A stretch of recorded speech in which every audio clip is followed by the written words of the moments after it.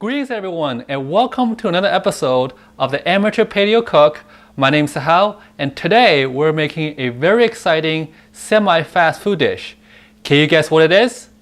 That's right, we're making paleo tacos and pork carnitas. Let's get started with the ingredients overview. Alright folks, so onto our ingredients. The first ingredient in our recipe is 4 pounds of pork shoulder. Now I picked pork shoulder because this meat has some fat. Do not be afraid of fat because the fat actually keeps the meat moist while it's cooking. Second, we have this Kitchen Basics unsalted chicken stock, and we have a cup of that right here. Then we have 4 cloves of garlic, followed by 1 orange and 1 red onion. Then we have 2 bay leaves and 1 cinnamon stick. Onto our aromatics, we have 1/2 tablespoons of cumin and also 1/2 tablespoons of oregano. Then we have half a head of lettuce, and that will act as the taco shells in our paleo taco and pork carnitas. And lastly, but certainly not least, is salt and pepper. So let's get cooking. Alrighty then, so the first thing that we're going to do is to prepare our spice rub. The way to prepare that is by first combining 4 spices of salt, pepper,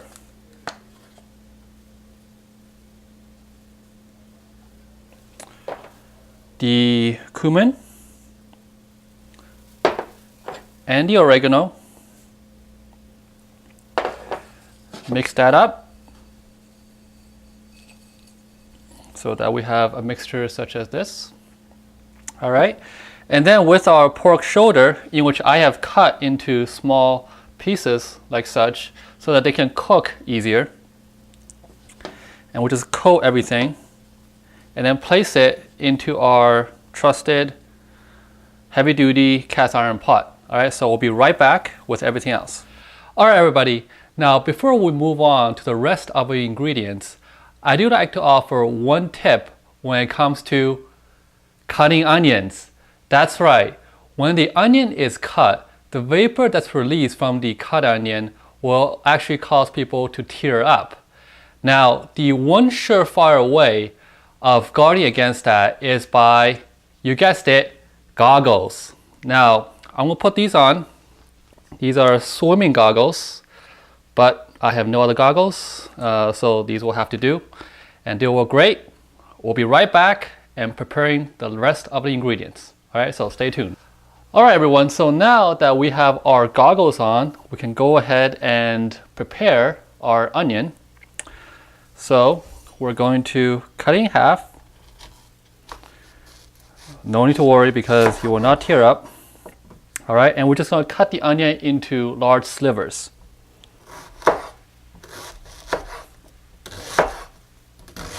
A rough chop is fine because, again, this will be cooked actually in the oven for 4 hours in total time, and so everything will become soft.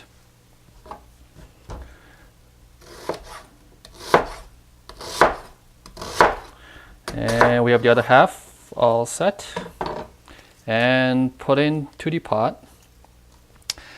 Next we have the orange, and what we're going to do is cut it in half, squeeze all the juice into the pork in the pot, and then place the orange halves in there as well.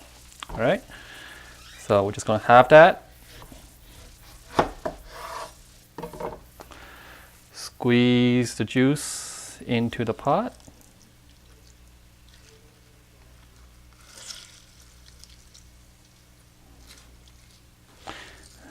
And place it in there. Okay. And then the last thing we're going to chop is the garlic. All right, so oops, drop one there. I will get another one afterwards.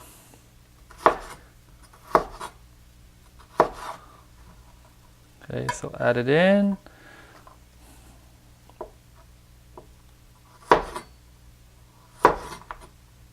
Again, rough chop of the garlic is fine in this case, because everything will be wilted down.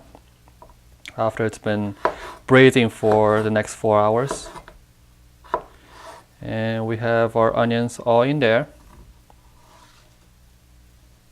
Okay. Then we're going to add our cinnamon stick. And of course the 2 bay leaves. All right. And lastly, we have the cup of chicken broth.